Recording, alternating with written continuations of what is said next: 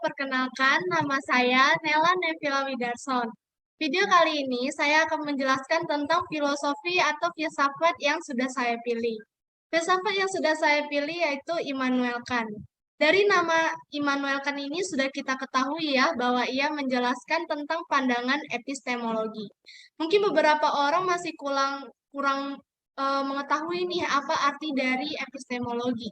Epistemologi adalah sebuah filsafat yang memiliki hubungan dengan pengetahuan. Jadi, seperti sebuah pengetahuan yang diambil dari pengetahuan manusia dan juga ilmu yang membahas tentang pengetahuan.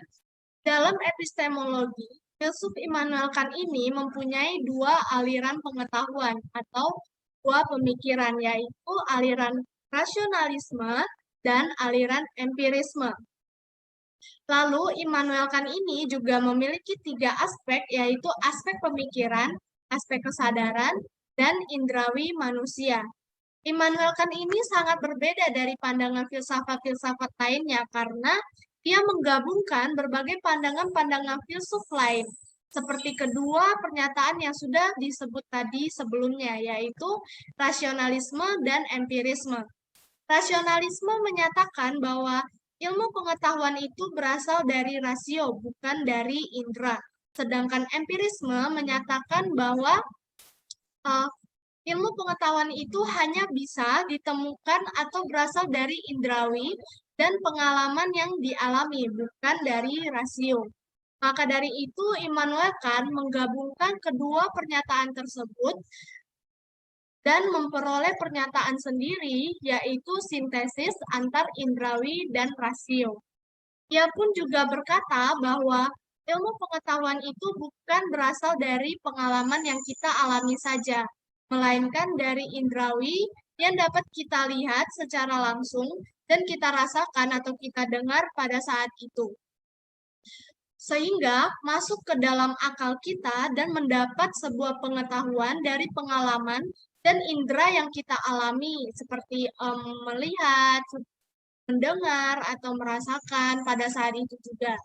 Intinya, pandangan Immanuel Kant yaitu ilmu pengetahuan berasal dari indrawi dan rasio, karena mereka selalu muncul bersamaan.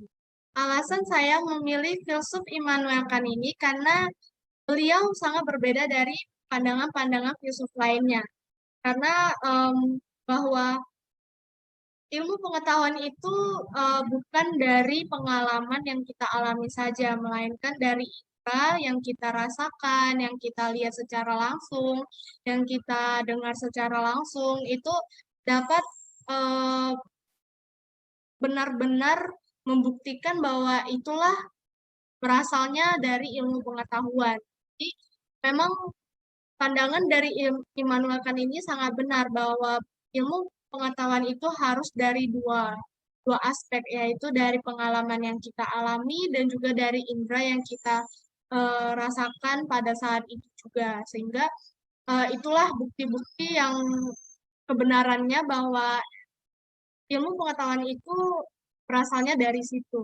Contohnya, kalau misal kita beritahu kepada orang bahwa makanan ini enak, tapi kita tidak tahu, kita tidak bilang ke mereka bahwa makanan itu enak dari yang kita rasa gitu. Bisa saja hanya pengalaman saja gitu, seperti pengalaman dari orang-orang, mungkin dari media sosial yang bilang, oh seblak itu enak gitu kan. Dan kita belum merasakannya. Jadi kalau memang kita mau benar-benar bahwa orang itu percaya ke kita, kita juga harus merasakan makanan itu juga bahwa apakah makanan itu benar-benar enak atau tidak. Jadi jangan terlalu terpaku dari pengalaman orang lain. Jadi saya sangat menyarankan untuk kalian lebih mengenal lebih jauh lagi tentang filsuf Immanuel Kant tersebut karena dia tidak seperti pandangan orang lain yang dimana hanya menurut diri sendiri eh, dan menurut orang lain saja gitu karena dia mengambil dari filsuf lain sehingga dia membuat sendiri pandangan dia dari filsuf atau pandangan yang eh, berbeda seperti itu. Dia mencerna terlebih dahulu, dia mengambil terlebih dahulu. dan membuat pandangan yang sudah ia gabungkan seperti itu. Dan itu sangatlah bagus karena terkadang kan kalau misal kita mengambil dari kita sendiri itu pasti benar gitu. Seperti menurut saya itu yang benar, sedangkan menurut orang lain dan orang lain itu pasti menurut dia benar, tapi belum tentu menurut saya. Jadi harus dari pandangan atau orang lain kita cerna terlebih dahulu, lalu kita mengambil kesimpulan atau mengambil pandangan dari diri kita sendiri. Terima kasih.